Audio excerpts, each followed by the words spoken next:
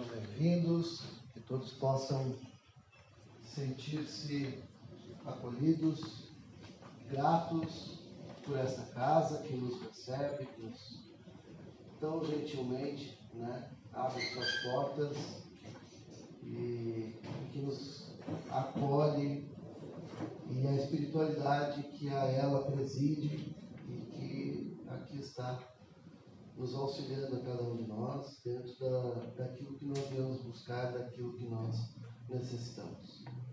Para azar de vocês, eu não tenho essa voz de radialista do Simval, mas é o que vocês têm para essa noite, né? Vai ter que ser essa taquara rachada mesmo. Quem sabe um dia a gente tenha uma palestra, né? Um radialista como esse aqui, com foto do radialista. Mas então, meus irmãos, a noite de hoje nós vamos falar a respeito da leitura número 50 do livro Pão Nosso, que é intitulada Preserva a Ti Próprio. Então, a nossa irmã Nara, quando me pediu o tema da palestra, que eu falei, ela disse assim, e os outros não precisam. Eu falei, não, cada um por si, né? Mas na realidade não é assim. O preserva a ti próprio, nós vamos ver no decorrer, que ele é importante para os outros também. Nós nos preservarmos, nós também estamos preservando aos outros. Porque aqueles que dependem de nós, precisam que nós estejamos bem. Mas como preservar-se a si próprio? Então nós vamos ver o que Emmanuel fala através da caligrafia de Chico, que nos diz assim, começa com uma citação de Jesus no Evangelho de João 8:11, vai que não peques mais. Então essa passagem é aquela passagem da mulher que ia ser apedrejada por adultério. A semente valiosa, nos diz ele, que não ajudas, pode perder-se. A árvore tenra que não proteges permanece exposta à destruição. A fonte que não amparas poderá secar-se. A água que não distribuis forma pântanos. O fruto não aproveitado apodrece. A terra boa que não defendes é asfixiada pela erva inútil. A enxada que não utilizas cria ferrugem. As flores que não cultivas nem sempre se repetem. O amigo que não conservas foge do teu caminho. A medicação que não respeitas na dosagem e na oportunidade que lhe dizem respeito não te beneficia o corpo orgânico. Assim também é a graça divina. Se não guardas o favor do alto, respeitando-o em ti mesmo. Então, meus irmãos, em primeiro lugar, nós precisamos reconhecer em cada um de nós como uma criatura divina. Que fomos feitos por Deus. Então, nós temos que olhar para cada um de nós, para nós e para os outros, e reconhecer ali uma criação divina. Imperfeita? Sim. Por isso que estamos aqui. Estamos em processo de aperfeiçoamento. Tal como o diamante que é extraído bruto da terra, ao qual a um olho desatento passaria como uma pedra comum, e que em mãos apropriadas, sendo lapidado com as ferramentas corretas, com a técnica adequada, transforma-se em uma joia valiosa. Nós estamos aqui sendo lapidados pelas ferramentas necessárias a cada um de nós. Então, em primeiro lugar, nós temos que nos olhar no espelho e enxergar ali uma criatura divina. E que, por ser divina, merece respeito, consideração, tanto quanto eu devo respeitar e considerar o outro, porque também ele é uma criatura divina. Se não usas os conhecimentos elevados que recebes para benefício da própria felicidade. Então, de que vale a nossa crença em Deus? De que vale nós sabermos que existe um Pai Criador? De que vale nós acreditarmos na sua fé, na sua bondade, na sua justiça, se isso não está nos tornando felizes? Se eu acredito em Deus, se eu vejo em mim uma criatura divina, se eu creio na justiça, na bondade de Deus, como é que isso não me torna mais feliz? Tem algo errado. Então nós precisamos encontrar o que está errado, do que conviver com esse erro a vida inteira, sendo infeliz. Se eu não sou feliz, algo está errado em mim e eu tenho que encontrar e corrigir. Se não prestas a contribuição que te vem de cima, não te vale a dedicação dos mensageiros espirituais. Debalde improvisarão eles milagres de amor e paciência na solução de teus problemas. Porque sem a adesão de tua vontade ao programa regenerativo, todas as medidas salvadoras resultarão imprestáveis. Então, meus irmãos, primeira coisa, depois de nós entendermos que somos criaturas criadas por Deus, depois de entendermos que Deus é magnânimo, é bom, é justo, e que precisamos encontrar a felicidade nisso, precisamos exercer a gratidão. A pessoa que é grata, ela não se desgasta pelo amanhã, porque aquilo que ela já recebeu no agora já é o suficiente para torná-la feliz. Ao contrário do ingrato, o ingrato vive em constante alvoroço, inquietude, medo, incertezas. Por quê? Porque seu objetivo está naquilo que ainda não alcançou. E que nem sabe se alcançará. Então a sua inquietação é irremediável. Por quê? Porque lhe falta gratidão. O único tempero é a gratidão. Quando nos acordamos pela manhã e nos deparamos com as dificuldades que temos pela frente, mas conseguimos nos enxergar como uma criatura divina que está desfrutando da vida e tudo que já recebemos, e nos felicitamos com isso, nos alegramos, o nosso dia começa de uma outra forma. Então, exercer a gratidão é indispensável para encontrarmos essa felicidade. E de nada vai adiantar, se não tivermos gratidão, as várias formas e os mais variados meios e mensageiros que Deus mandará para nos trazer a felicidade. Porque a nossa vontade estará se movimentando em sentido oposto aos das bênçãos divinas. Então isso me lembra aquela historinha que talvez muitos de vocês já conheçam, do ancião que, morando em uma pequena vila, o rio transbordou, começou a subir, e ele morava no final da vila, bem onde as pessoas passavam para entrar e sair dali. E aí as pessoas começaram a passar na frente da casa dele: velho, vamos embora, o rio está subindo e vai tomar conta da tua casa. E ele disse: não, eu acredito em Deus, confio nele, e Deus irá me salvar. E aí o rio subiu um pouco mais, ele morava num lugar um pouco mais alto, e aí veio o barco da Defesa Civil. Nós viemos lhe buscar porque o rio está subindo e logo chegará à sua casa e o senhor não terá como sair. E ele disse: não, vocês podem voltar.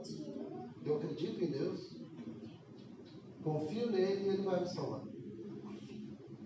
E o rio subiu mais, e quando já estava chegando na porta da sua casa, veio um helicóptero para salvá-lo. E ele disse: não, vocês podem ir embora.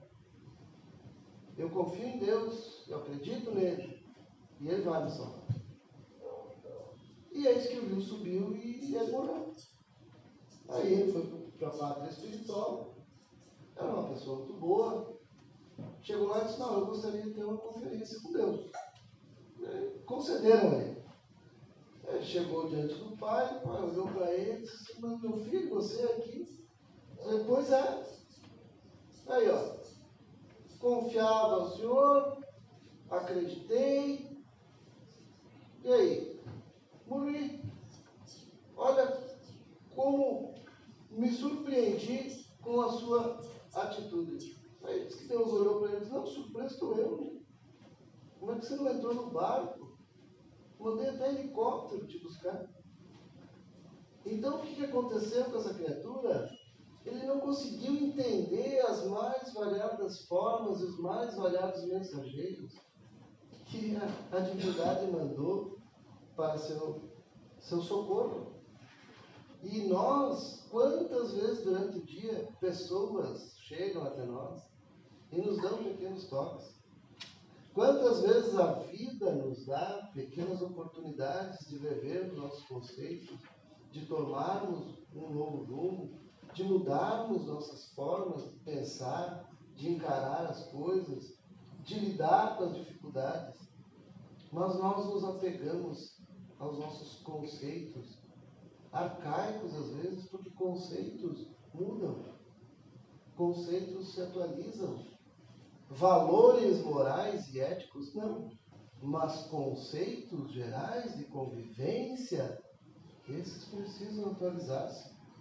E nós nos recusamos e perdemos valiosas oportunidades de salvarmos, né, uma existência que muitas vezes desperdiçamos. E cada existência, cada reencarnação é uma oportunidade ímpar, que não pode ser desperdiçada, não deve ser desperdiçada. E nós não sabemos o dia de amanhã. Eis a questão. E vamos protelando decisões, melhorias, vamos deixando pessoas pelo caminho importantes, porque os nossos objetivos naquele momento, o meu objetivo é ganhar dinheiro, não é fazer amigos. E aí, às vezes, até se consegue atingir o objetivo, mas aí descobre que ter dinheiro e não ter os amigos ao lado, e que vale. E aí vemos criaturas cheias de dinheiro, que só tem dinheiro. São tristes, infelizes, e muitas vezes caem em depressão, e muitas vezes abdicam da vida, porque alcançaram o objetivo e o resultado não foi aquele que eles imaginavam que seria. Porque deixaram pelo caminho peças importantes que fariam toda a diferença lá na frente. Vai e não peques mais. O ensinamento de Jesus é suficiente e expressivo. Tanto quanto Jesus jamais condenou alguém, também jamais desculpou atos contrários à lei divina. Condenar a si ou a outro não contribui para a evolução. Ao contrário, atrasa a marcha. Porém, tampouco podemos ser condescendentes com ações negativas. Então vejamos Jesus naquele momento, né? A leitura começa com esse momento na passagem, essa passagem de Jesus, onde ele evita que a mulher que ia ser apedrejada por adultério, que era um crime capital na época, ele impede que ela seja apedrejada. Mas ele não aponta para nenhum dos apedrejadores e diz: vocês não podem fazer isso porque isso é errado, porque Deus não quer. Ele não faz isso. faz? Dentre vós, aquele que estiver sem pecado, pode jogar a primeira pedra. E aí, se lermos a passagem, vamos ver que relata que todos naquele momento pararam, refletiram e foram se retirando dos mais velhos aos mais jovens. Isso tem um simbolismo, né? Por que ele ressalta dos mais velhos aos mais jovens? Os mais velhos eram aqueles que tinham mais tempo de vivência e muito mais erros, né, a se condenar. E naquele momento percebem eles que eles também são pecadores. Então eles se afastam. E a mulher ali fica, esperando a condenação de Jesus. E Jesus olha para ela e diz o quê? De onde estão aqueles que te acusavam? E aí ela fala, foram embora. Se eles não te acusaram, não te puniram, eu tampouco. Vá e não peques mais. Então Jesus não condenou nem os que iam apedrejar, deixou livre a consciência deles. Também não condenou a mulher que havia cometido, sim, um ato falho. Mas ele condenou o ato, não condenou a mulher. E nós, nos dias atuais, quantas e quantas vezes esquecemos muitas vezes o ato e condenamos a pessoa, sem conhecer seu histórico, sem saber o que se passou, como aconteceu, de que forma se chegou àquele resultado. Nós condenamos a pessoa. E o ato fica em segundo plano, muitas vezes. Eu participei, há uns anos atrás, do Tribunal de Júri. Para quem já participou, se alguém já participou, sabe, é uma semana inteira que você fica lá à disposição do fórum para julgar crimes capitais, né, contra a vida. E teve um caso em especial em que recebemos, né, a informação de que era um sujeito que havia ido num bar, e nesse bar ele foi armado no bar, e lá havia um desafeto dele, esse desafeto estava desarmado, e ele desferiu disparos contra o sujeito, e o sujeito morreu. Ao ler aquela sinopse, naquele momento, eu pensei, culpado, né? Esse será condenado. Ao ouvir os relatos, como aquilo chegou àquele resultado, por quê, quem era, quem morreu, quem matou, o que havia acontecido, os entremeios da história, o final, meus irmãos, até o promotor pediu a absolução. E ele foi absolvido. Então aquilo para mim foi uma lição muito grande, porque muitas vezes nós julgamos sem sabermos a causa. A causa raiz. O porquê. Como. Quando. Quem. Jesus não fazia isso, obviamente. É errado tirar a vida de alguém? É errado. Mas não estávamos julgando apenas o ato. Estávamos julgando também a pessoa. E era a vida de uma pessoa, de uma família, de um filho, de um pai, de um esposo, de um irmão, que estava em jogo.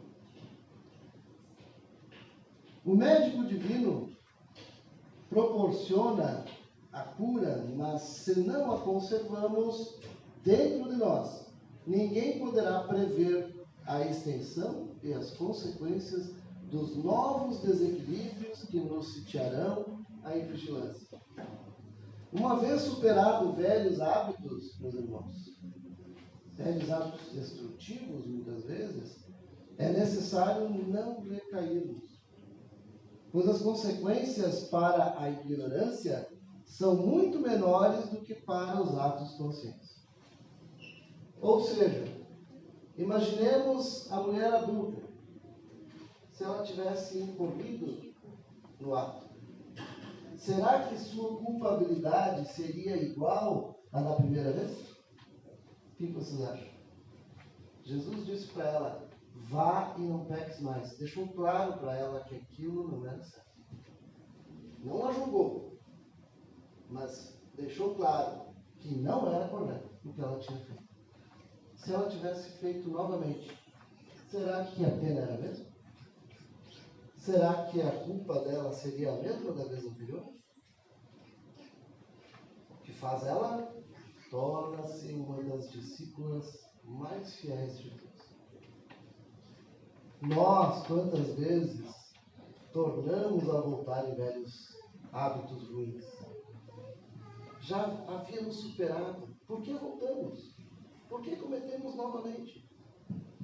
Porque não nos reconhecemos como criaturas divinas.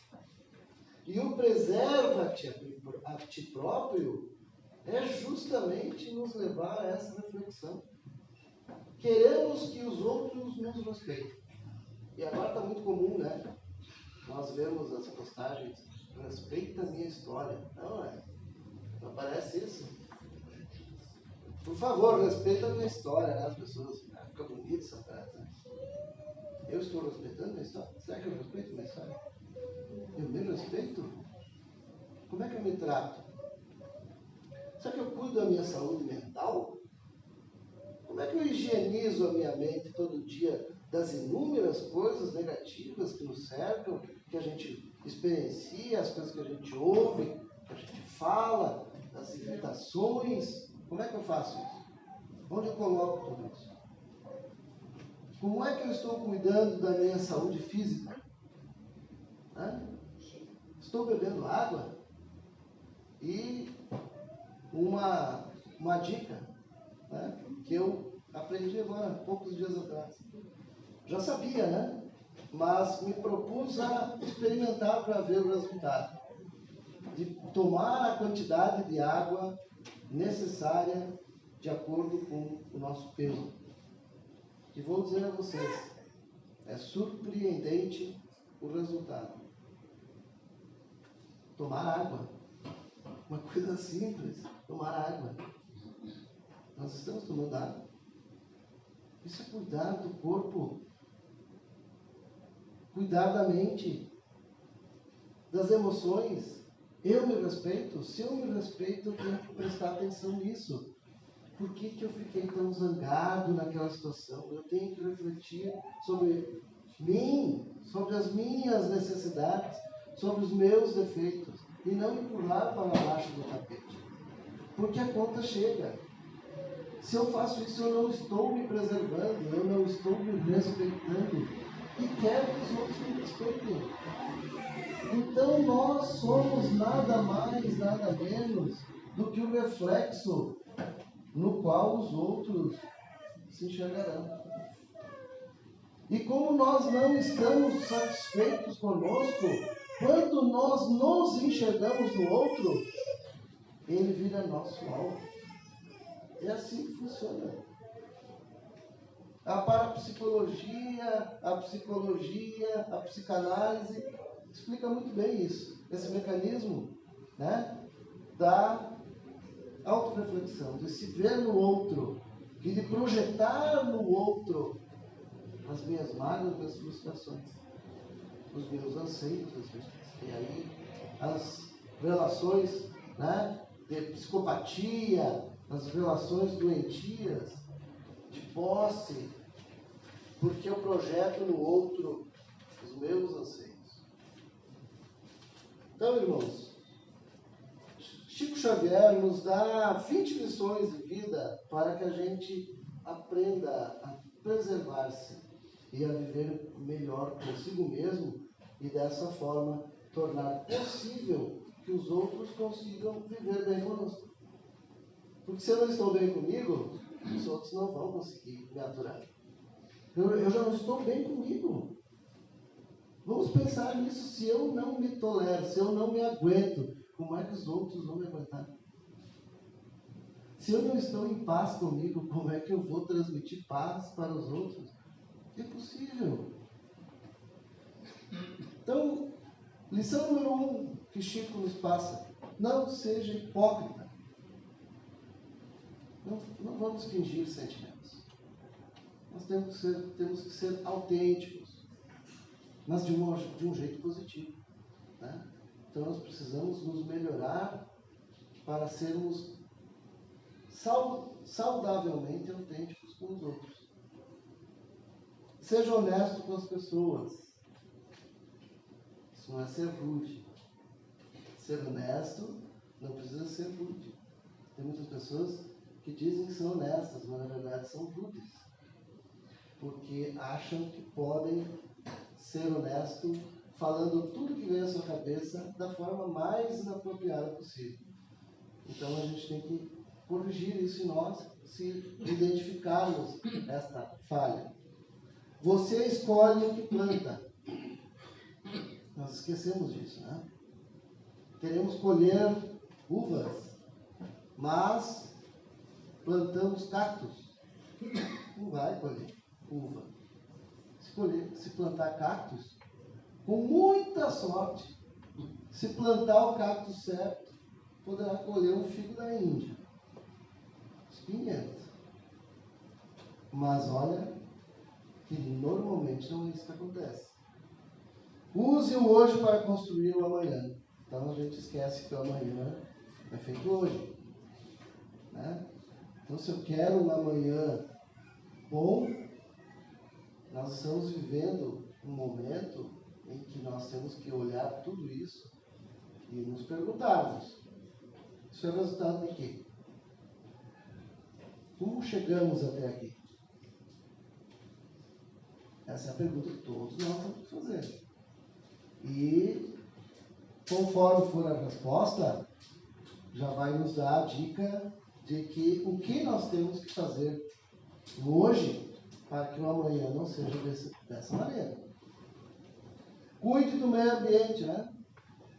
Está intimamente ligado com o construir hoje e o amanhã. A alegria contagia, portanto, espalhe a alegria. Pratique a tolerância. Seja capaz de perdoar. Perdoar-se também. Como falávamos anteriormente, se nós simplesmente ficarmos culpando a si um ao outro, nós vamos andar no sentido oposto da felicidade e da providência divina. Seja capaz de perdoar, faça o bem sem olhar a quem. Não deixe nada para depois, porque o depois vai trazer o seu peso. Se deixarmos o peso de agora para juntar-se ao peso do depois, o peso será dobrado. Então, vamos resolvendo as coisas com paciência, com parcimônia, com inteligência, mas vamos resolvendo elas conforme elas vão se apresentando, ao invés de protelarmos, empurrarmos com a barriga. Se não for para ajudar, não fale. Muitas vezes a gente faz comentários que não vai ajudar. Fazemos um comentário para nos sentirmos bem conosco mesmo, ou muitas vezes para parecermos melhores perante os outros. Se pergunte: isso vai ser útil? Isso vai ajudar? Se a resposta for não, não fale. Acredite no recomeço. Sempre é possível recomeçar, e nós estamos vendo que muitos irmãos nossos precisarão recomeçar. Precisarão ter fé, acreditar, ter força, ter saúde mental, emocional, física, psíquica, para recomeçar. Mas é preciso aprender a acreditar no recomeço. Faça bom uso das amizades. Não usar as amizades para nossos deleites pessoais. Usar as amizades para que sejamos felizes e façamos os outros felizes. Mantenha a esperança. Nunca haja de forma a prejudicar alguém. Transmita bons exemplos. Né? Importante, porque os exemplos arrastam. Diga às pessoas que ama o quanto elas são importantes. Fazemos isso? Com que frequência?